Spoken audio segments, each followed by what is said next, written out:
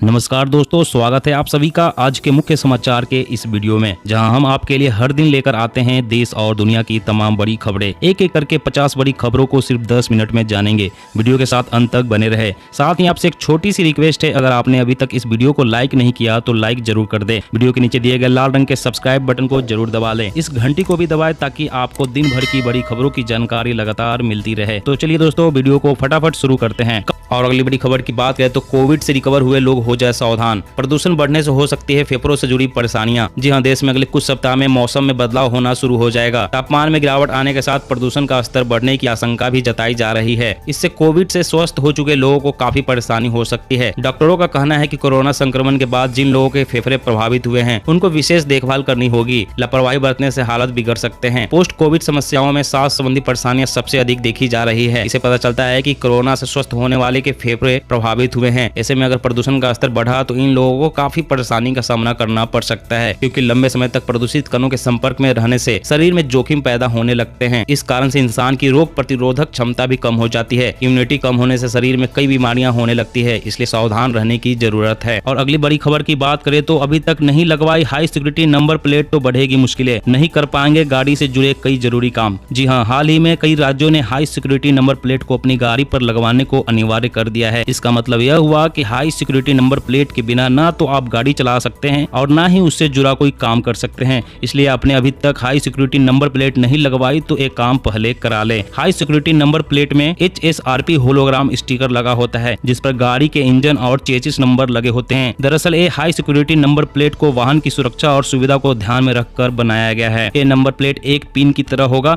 जो आपके वाहन से कनेक्ट होगा। एक बार जब यह पिन आपके वाहन से प्लेट से पकड़ लेता है तो यह दोनों तरफ से लॉक हो जाता है और किसी से भी नहीं खुलेगा। इसका मतलब यह हुआ कि आपके नंबर प्लेट से कोई छेड़छाड़ नहीं कर सकता है। और अगली बड़ी खबर की बात करें तो आंगनवाड़ी कार्यकर्ताओं और सहायिकाओं को बड़ी खुशखबरी, मोदी सरकार देने जा रही 50 लाख रुपए का बीमा लाभ। जी हां, मोदी सरकार आंगनवाड़ी कार्यकर्ताओं को बड़ा लाभ देने जा रही है। प्रधानमंत्री गरीब कल्याण योजना के तहत 13 लाख से अधिक आंगनवाड़ी कार्यकर्ताओं और 11 लाख से अधिक सहायिकाओं को 50 लाख रुपए का बीमा लाभ मिलेगा। बता दें, कोरोना काल में आंगनवाड़ी और आशा वर्कर्स ने कोरोना ड्यूटी पर रहते हुए जोखिम भत्ता और बीमा कवर की अपनी मांग रख रही थी। इसके साथ ही वो नियुक्तियों को नियमित करने की मांग को लेकर देशव्यापी हड़ताल भी कर रही थी। उत्तर प्रदेश समेत देश के कई राज्यों में आशा कार्यकर्ता कोरोना महामारी शुरू होने के बाद अपनी काम करने की स्थिति और कम वेतन का विरोध कर रही थी। और अगली बड़ी खबर की बात करें तो कोविशील्ड और कोवैक्सीन लेने वाले के लिए बड़ी खबर है। 2 महीने के बाद कम होने लगती है एंटीबॉडीज, स्टडी में ऐसा पाया गया है। जी हां, कोविड-19 के खिलाफ कोवैक्सीन प्राप्त कर चुके लोगों में एंटीबॉडीज 2 महीने के बाद कम होने लगती है। वहीं कोविशील्ड का डोज लेने वालों में एंटीबॉडी का स्तर 3 महीने बाद कम होने लगता है। इस बात की जानकारी हाल ही में Indian council of medical research यानी कि ICMR के भुवनेश्वर स्थित रीजनल मेडिकल रिसर्च सेंटर की स्टडी में मिली है। देश में टीकाकरण अभियान में सीरम इंस्टीट्यूट ऑफ इंडिया और भारत बायोटेक की इन 2 वैक्सीन का इस्तेमाल ही सबसे ज्यादा किया जा रहा है। वैज्ञानिक डॉक्टर देवदत्त भट्टाचार्य ने बताया कि स्टडी के लिए प्रतिभागियों के नमूने इकट्ठे किए गए हैं। इनमें से 50.2% ने कोविशील्ड प्राप्त की थी,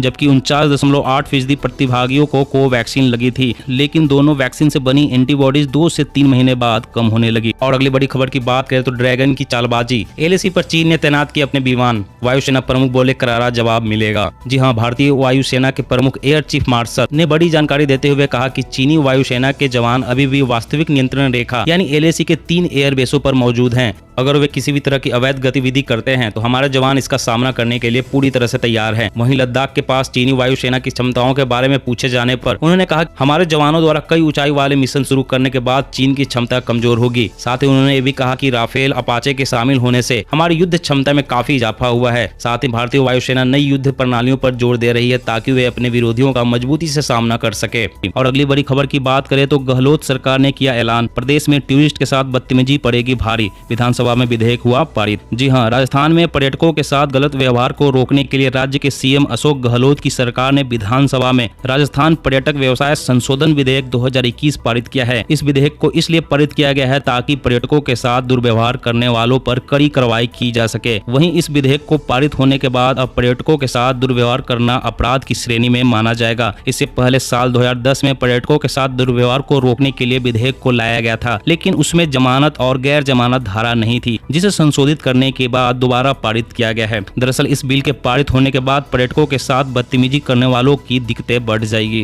और अगली बड़ी खबर की बात करें तो अब गाय के गोबर से बनी बिजली से रोशन होगा छत्तीसगढ़। पहले चरण में इन जगहों पर लगाए गए जनरेटर यूनिट। जी हाँ, छत्तीसगढ़ में गाय के गोबर से बिजली बनाए जाने की परियोजना का शुभारंभ हो गया है। 2 रुपए प्रति किलो गाय का गोबर खरीदने के बाद अब राज्य में इससे ही बिजली बनाई जा रही है। छत्तीसगढ़ के बेमेतरा जिला मुख्यालय में किसान सम्मेलन का आयोजन किया गया था। इस दौरान सीएम भूपेश बघेल ने कहा कि राज्य में हरित ऊर्जा के उत्पादन में ग्रामीणों, महिलाओं और युवाओं की भागीदारी होगी। उन्होंने बताया कि छत्तीसगढ़ के हर गाँव में गोबर से बिजली पैदा करने के लिए मवेशी रखने वाली जगहों पर 1 यूनिट लगाई जाएगी। सीएम ने कहा कि गोधन न्याय योजना के तहत किसानों से खरीदे गए गोबर से बिजली पैदा की जाएगी। इससे न केवल पर्यावरण को फायदा होगा बल्कि गोबर खरीद कार्य कर रही स्वयं सहायता समूहों की महिलाओं को भी फायदा होगा। और अगली बड़ी खबर की बात करें तो रूस में दमखम दिखा रही भारतीय सेना, तोपों से बरस रही आग गड़ाए देख रहे हैं चीन और पाकिस्तान। जी हाँ, रूस के नोवगोरोड क्षेत्र में भारत समेत 17 देशों की सेनाएं जयपड सैन्य अभ्यास में हिस्सा ले रही है। भारतीय सेना समेत बाकी देशों की सेनाएं यहां पर बम बरसाने में जुटी हुई है। सैन्य अभ्यास की वजह से हालत ऐसे है कि धरती कांप रही है और दुश्मन के दिल पर दहशत साफ नजर आ रही है। एक तरफ जहां रूसी सेना अपने अत्याधुनिक हथियारों से दुनिया के सामने अपनी ताकत दिखा रही है, वहीं भारतीय सेना की नागा रेजिमेंट के जवान दुश्मन को हराने के लिए एक से बढ़कर एक कारनामे कर रहे हैं। भारतीय जवान जहां रूस और अन्य मुल्कों की सेनाओं के साथ सैन्य अभ्यास में आग बरसा रहे हैं, वहीं चीन और पाकिस्तान की सेना के अधिकारी टकटकी लगाए ये देखने में जुटे हुए हैं। वहीं भारतीय सेना की नागा रेजिमेंट के जवान दुश्मन को हराने के लिए एक से बढ़कर एक कारनामे कर रहे हैं।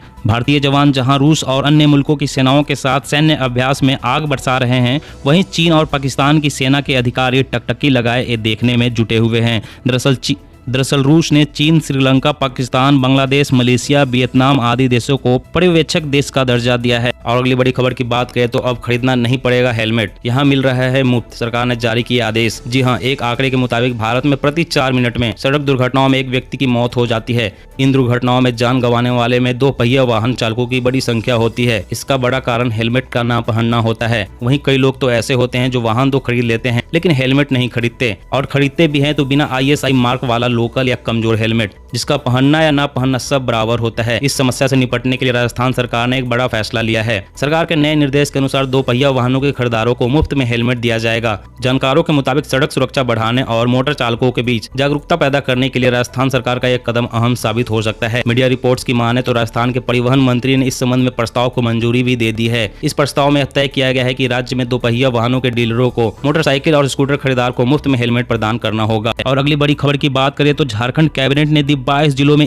FIR थाने की मंजूरी, घर बैठे दर्ज होगी शिकायत। जी हां, झारखंड के मुख्यमंत्री हेमंत सोरेन की अध्यक्षता में कैबिनेट की बैठक हुई। इस बैठक में कुल 17 प्रस्तावों पर मुहर लगाई गई है। कैबिनेट द्वारा राज्य के 22 जिलों में FIR थाना खोलने की स्वीकृति दी गई है। इसके जरिए अब लोग घर बैठे थाना में अपनी शिकायत दर्ज करा सकेंगे। आप ऑनलाइन शिकायत कैसे दर्ज करा सकते हैं तो आपको बता दें कि समाधान पोर्टल पर लॉगिन करके आप घर बैठे ऑनलाइन शिकायत दर्ज करा सकते हैं। समाधान पोर्टल में डिजिटल सिग्नेचर के माध्यम से आवेदन कर सकते हैं। ऑनलाइन FIR के जरिए आप वाहन चोरी, संपत्ति चोरी, सेंधमारी, नाबालिगों की गुमशुदगी समेत अन्य शिकायत दर्ज करा सकते हैं। और अगली बड़ी खबर की बात करें तो चीन में ऐसे पैसे मांगते हैं भिखारी, देखकर आप भी चौंक जाएंगे। जी हाँ, एक और चीन अपने यहाँ गरीबी पूरी तरह से खत्म हो जाने का दावा कर रहा है, तो दूसरी ओर वहाँ भिखारी ज्यादा आधुनिक होते जा रहे हैं। वे E-वॉलेट के जरिए भीख मांगते हैं और लगभग हर महीने हजारों रुपए कमा रहे हैं। आपको बता दें कि चीन में तकनीक काफी उन्नत है, तो लोग कैश की बजाय आमतौर पर कार्ड लेकर चलते हैं। चीन में डिजिटल क्रांति के बीच भिखारी भी आधुनिक हो चुके हैं। वे अपने साथ E-पेमेंट की सुविधा लेकर चलते हैं ताकि कोई छुट्टे पैसे न होने का भी बहाना न बना सके। फाइनेंशियल एक्सप्रेस की एक रिपोर्ट में इस बारे में विस्तार से बताया गया है। वे QR कोड के साथ एक पेपर लिए हुए रहते हैं और इसे लेकर वे शहर के पर्यटक स्थलों या शॉपिंग मॉल जैसी जगहों पर खड़े हो जाते हैं। ऐसी जगहों पर काफी सैलानी और स्थानीय लोग भी आते जाते रहते हैं। ऐसे में उन्हें ज्यादा से ज्यादा भीख मिल जाता है। और अगली बड़ी खबर की बात करें तो बच्चा गोद लेने के बाद 2 साल तक देश में रहने की बाध्यता को खत्म करने जा रही है सरकार। जी हाँ, बच्चे को गोद लेने के बाद 2 साल तक देश में ही रहने की बाध्यता को सरकार खत्म करने जा रही है। जानकारी के अनुसार केंद्रीय महिला और बाल विकास मंत्रालय इस प्रावधान में बदलाव करने जा रहा है, जिसके तहत गोद लेने के बाद बच्चे सहित माता और पिता को देश में ही रहना होगा। सरकार विदेश मंत्रालय के साथ संपर्क में है और अब गोद लेने के 2 साल के अंदर अगर कोई माता पिता बच्चे के साथ विदेश जाना चाहते हैं तो वह जा सकते हैं। हालांकि इसके लिए मंत्रालय एक और नियम बनाने जा रहा है। इस नए नियम के मुताबिक बच्चे को गोद लेने वाले दंपति को विदेश यात्रा से 15 दिन पहले जानकारी देनी होगी। बच्चों की की जानकारी अब उस देश में भारत के हाई कमीशन को देनी होगी जो बच्ची की निगरानी रखेगा। और अगली बड़ी खबर की बात करें तो तमिलनाडु ने सरकारी नौकरियों में महिलाओं के लिए 10% और बढ़ाया कोटा। अब आरक्षण की सीमा 40%। जी हाँ, तमिलनाडु में रह रही महिलाओं के लिए अच्छी खबर है। दरअसल तमिलनाडु सरकार ने सरकारी नौकरियों में महिलाओं के लिए कोटा 30% से बढ़ाकर 40% तक कर दिया है। राज्य विधानसभा में घोषणा करते हुए राज्य के वित्त और मानव संसाधन प्रबंधन मंत्री ने कहा, लैंगिक समानता बदलाव लाने में एक प्रमुख भूमिका निभाएगी और सरकार महिलाओं के लिए नौकरी के कोटा में वृद्धि कर लागू करने के लिए आवश्यक संशोधन पेश करेगी। वर्तमान में सरकारी सेवा में पुरुषों की संख्या के मामले में महिलाएं बहुत बेहतर कर रही है। कोटा प्रणाली का मतलब यह नहीं है कि यह सीधे संख्या में तब्दील हो जाएगा, बल्कि महिलाएं बेहतर काम भी कर रही है। अधिकारी ने सामान्य वर्ग के प्रतिस्पर्धा करने वाली महिलाओं की संख्या के साथ साथ योग्यता के आधार पर सेवा में आने की ओर भी इशारा किया है। दोस्तों, आज की खबरों में बस इतना ही। इसी तरह हर रोज काम की खबरें जानने के लिए आप हमेशा हमारे साथ जुड़े रहें। हमारे साथ जुड़ने के लिए वीडियो के नीचे दिए गए लाल रंग के सब्सक्राइब बटन को दबा लें, साथ ही इस घंटी को भी दबाएं ताकि आपको हर खबर की सटीक जानकारी मिल सके। जय हिंद, जय भारत।